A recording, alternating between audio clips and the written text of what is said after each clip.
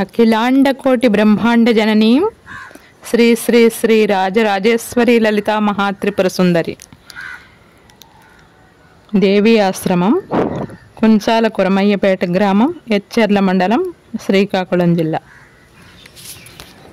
దేవి ఆశ్రమంలో కోటి లింగాల ఆలయ నిర్మాణానికి దైవజ్ఞులు గురువులు సంకల్పించారు. ఒక బాణలింగం 441 RS అటువంటివి కోటి లింగాలను ప్రతిష్ఠింపజేయ సంకల్పం. కోటి లింగాలలో మన అవకాశాన్ని బట్టి, మన కుటుంబ సభ్యులను బట్టి మనం ఎన్నైనా తీసుకునే అవకాశాన్ని కల్పించారు. అలా తీసుకోవాలనుకునేవారు తమ గోత్రనామాలతో సంకల్పం చేయించి లింగాలను జలదివాసంలో పెట్టడం జరుగుతుంది.